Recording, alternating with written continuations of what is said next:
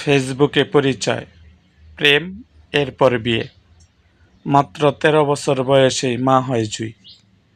কিন্তু ২.৫ মাস আগে তার কুল থেকে ৪.৫ মাসের শিশু সন্তানকে কেড়ে নিয়ে তাকে বাড়ি থেকে বের করে দেওয়া হয়।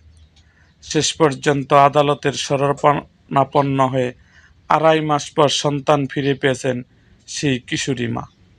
মঙ্গলবার ২৮ জুলাই দুই পক্ষের শুনানি নিয়ে Dhaka chief legal aid officer senior civil জজ মোহাম্মদ সায়েম খান শিশুটিকে তার মায়ের জিম্মায় দেওয়ার আদেশ দেন।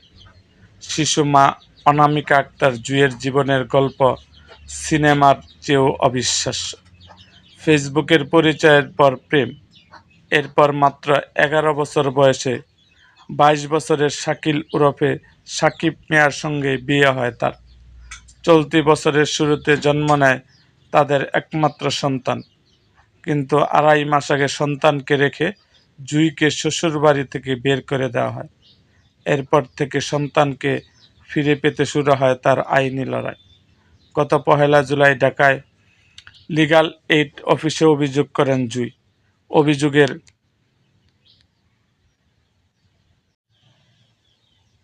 পর অভিযুক্ত শাকিল ও তার মাকে হাজির হওয়ার নির্দেশ দেওয়া হলেও তারা উপস্থিত হননি। পরে শিশুটিকে উদ্ধারে চকবাজার থানাকে নির্দেশ দেন বিচারিক মোহাম্মদ সায়েম খান। সোমবার চকবাজার থানা পুলিশ শিশুটিকে উদ্ধার করে। আর মঙ্গলবার দুই পক্ষকে নিয়ে শুনানি শেষে বিচারক শিশুটিকে তার মায়ের জিম্মায় দেওয়ার আদেশ দেন। শুনানিতে বিচারক বিস্ময় প্রকাশ করেন। তিনি বলেন, প্রথম দিন জুঁইকে দেখে বিশ্বাসই হয়নি তার সন্তান রয়েছে, কারণ জুঁই নিজেও তো একটি শিশু। জুঁইয়ের পক্ষের দাবি, অপ্রাপ্তবয়স্ক অবস্থায় তাকে ফুসলিয়ে নিয়ে যাওয়া হয়।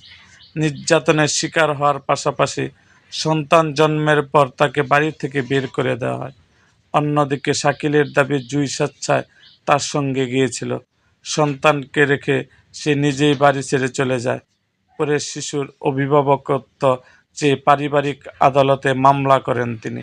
দুই পক্ষের বক্তব্য শোনার পর বিচারিক বলেন, শিশুটিকে যেহেতু আদালতে আনা হয়েছে, মানবিক দিক বিবেচনায় আপাতত মায়ের কাছেই থাকবে।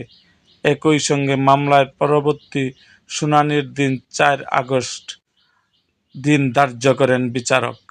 এরকম আরও ভিডিও পেতে এবং রাজনৈতিক অঙ্গনের নানা ঘটনা ও ইতিহাস জানতে আমাদের মুক্তাগাছার ইতিহাস মিডিয়া ইউটিউব চ্যানেলটিকে সাবস্ক্রাইব করুন এবং পাশে থাকা বেল আইকনটি বাজিয়ে দিন। আপনাদের কোনো অনুরোধের ভিডিও থাকলে অবশ্যই কমেন্ট বক্সে জানান।